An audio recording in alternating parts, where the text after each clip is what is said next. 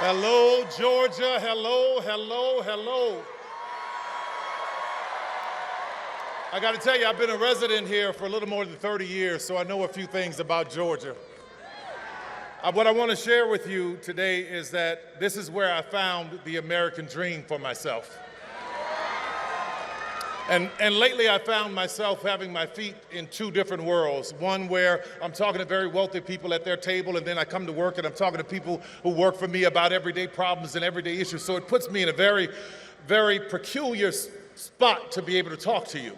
And I'm grateful for that, having my feet in both those worlds, because I still remember what it was like to stand at the Winn-Dixie on Beaufort Highway and have $20 and try to figure out, how do I make this meal work for the week?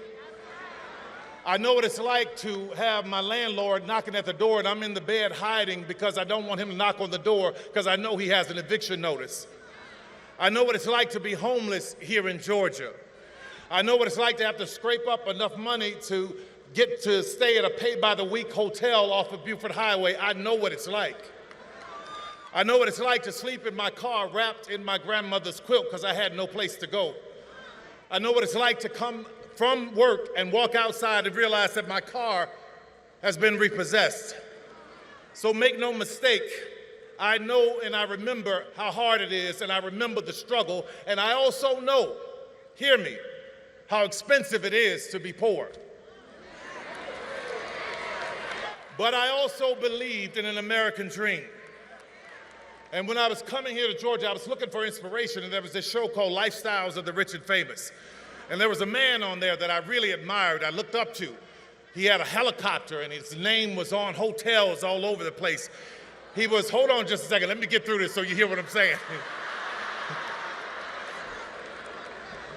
Young black men admired him because his name was in rap lyrics. So when I first started making a little money, the first thing I did was checked into the Trump Hotel because I wanted to feel that specialness. But then I started to do my research. Research is important.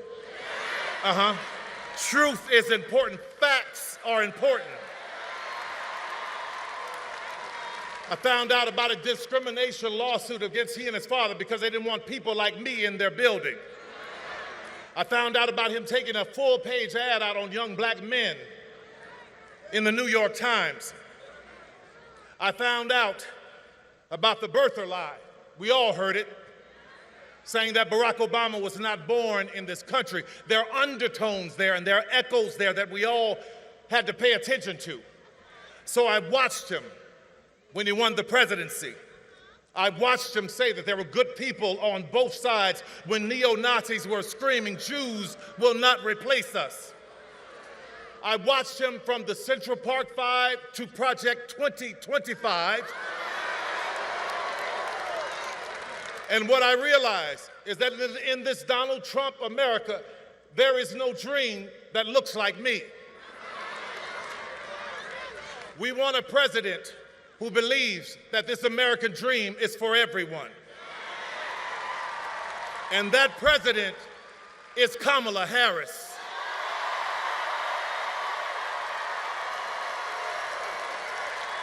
We want a president that understands, like I did in Georgia. When I came here, I didn't have anything, but I had a dream. So I worked, and against all odds, I worked my way to where I am now.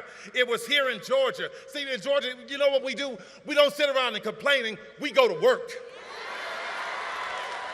It was here where I became a studio owner. My first studio was on Krog Street. Now that is Krog Street Market.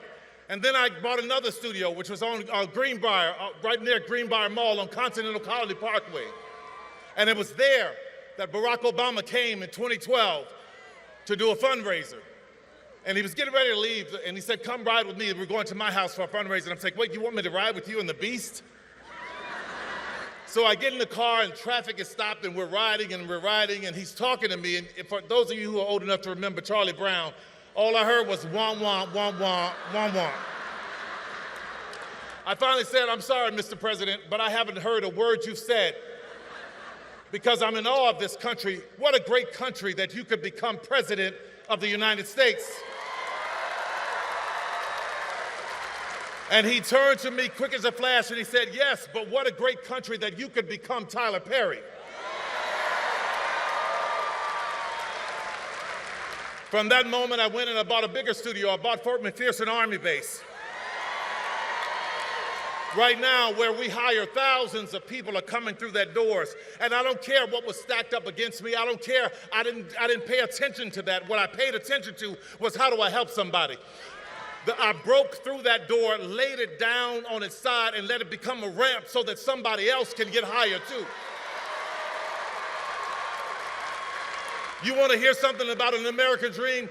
Fort McPherson was once a Confederate Army base, where there were Confederate soldiers trying to plot and plan on how to keep 3.9 million Negroes enslaved. Now that land is owned by me.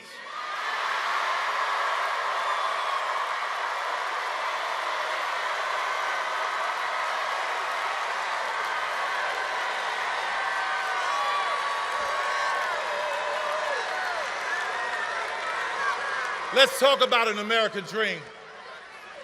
It's seniors working so hard and working hard and seniors working hard. And what I realized when I bought it, that seniors around, their taxes were going through the roof. So what I did was, I was like, no, you're not gonna come here and take these seniors' houses. I paid everybody's taxes off for years so that they can keep their houses. When an 85-year-old woman in Coweta County lost her house to a fire and wanted a place for all her grandkids, I rebuilt that house for her. Most recently, I saw in the AJC a story where there was a woman who hired this contractor and he gutted her house and left her there with nothing. She was living in a house with no plumbing and no walls for years. I rebuilt that house for her. Why am I telling you this? I'm not telling you this to be bragging. What I'm telling you about it is, what I want you to understand is I have compassion for our seniors. So when a candidate says that we have lowered the cost of insulin to $35 for seniors, that candidate has my vote. I put many kids through college, and recently there was a woman who was murdered by her husband, and she had 3 kids that were college age. I put all those kids through college. So when I hear a candidate say, we are going to do what we can to reduce student loan debt, that is a candidate that I can stand with. I stand with a candidate who has an American dream for everyone. She stands with us. And she has an American dream for our children. And let me tell you something about the children. I don't know if you remember, but her DNC speech was great, right? But there's a moment that you may have missed. When the cameras were rolling and she was walking around and the balloons are falling and confetti's falling, I'm watching her smile and wave. Her family comes out, but there are 2 little girls on the stage. And I see her constantly making sure they're okay, not getting too close to the edge. That's what you want. See, the little things will tell you about the heart of a person.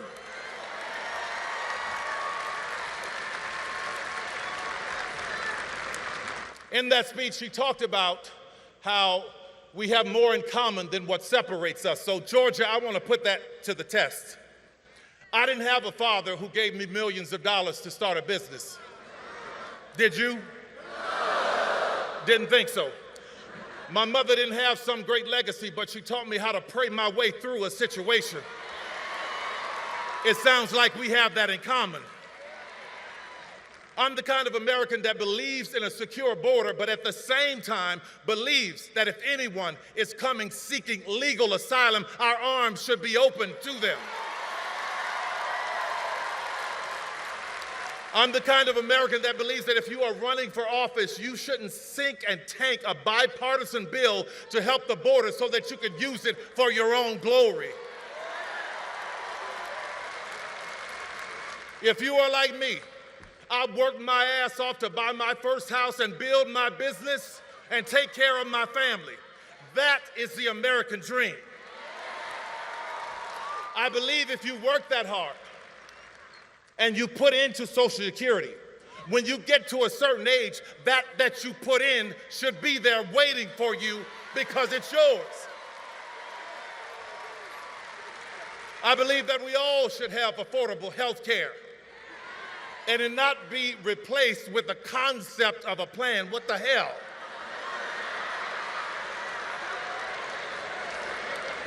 I'm the kind of American that believes that no matter what your party, we ought to be able to sit down and have civil conversation so that we can work toward a solution, the same as I do with our governor, Brian Kemp. I'm the kind of man that believes that the government nor a man should be telling a woman what she can and cannot do with her body.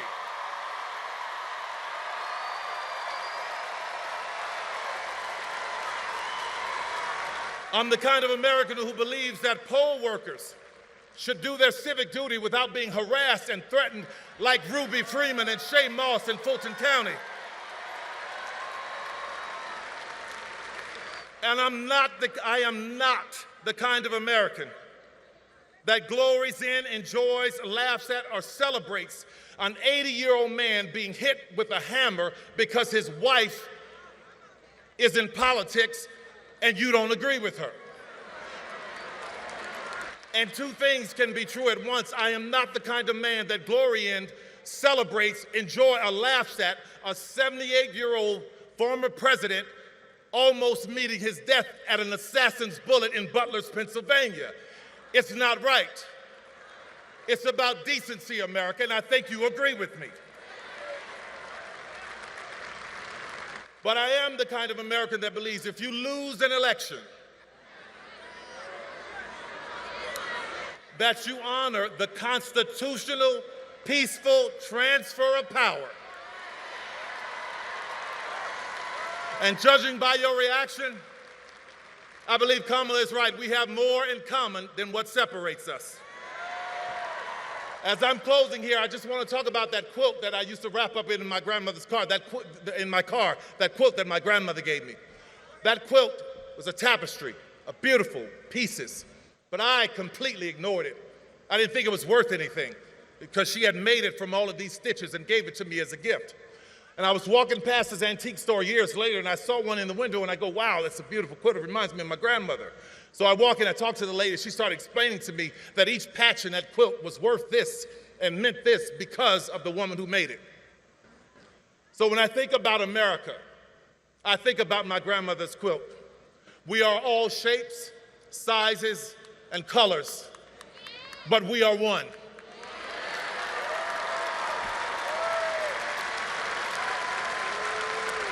And it was so important for me to stand with a candidate who understands that we as America, we are a quilt.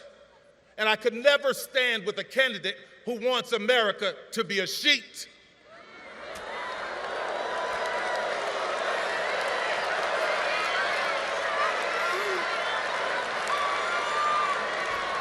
So today, I voted for Kamala Harris.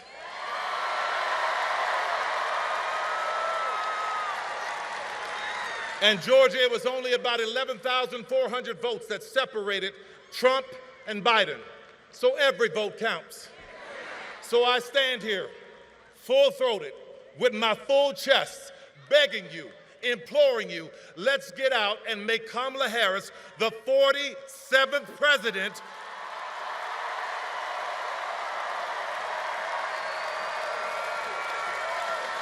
of the United